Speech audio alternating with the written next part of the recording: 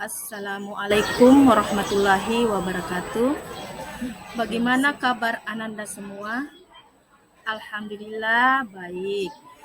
Pada pertemuan kali ini, kita akan mempelajari ilmu pengetahuan sosial. Baiklah nak, kali ini kita akan belajar tentang pengertian ciri-ciri dan syarat interaksi sosial. Adapun tujuan pembelajaran, yang pertama dapat merumuskan pengertian interaksi sosial. Yang kedua, mengidentifikasi ciri-ciri interaksi sosial.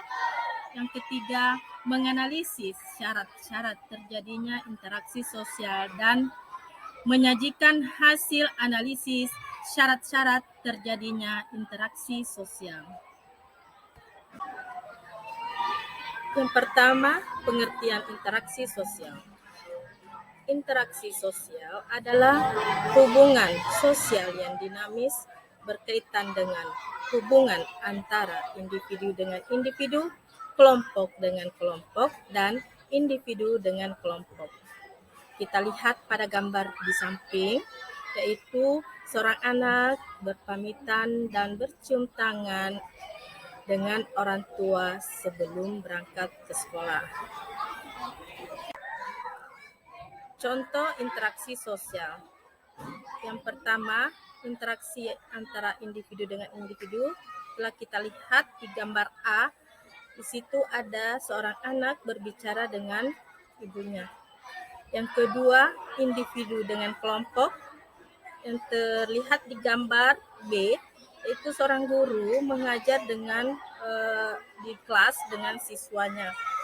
Yang ketiga, kelompok dengan kelompok, terlihat pada gambar C, yaitu sekelompok pemuda bermain sepak bola.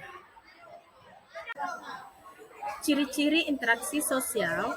Yang pertama, ada pelaku dengan jumlah lebih dari satu orang. Jika seseorang sendiri saja, maka tidak akan terjadi interaksi. Interaksi membutuhkan aksi dan reaksi. Jika seseorang melakukan tindakan, maka orang lain merespon. Ciri interaksi sosial yang kedua, ada komunikasi antar pelaku dengan menggunakan simbol-simbol. Simbol yang digunakan dalam komunikasi adalah bahasa. Bahasa bisa lisan atau verbal, bisa bahasa isyarat. Ciri-ciri interaksi sosial yang ketiga, ada dimensi waktu.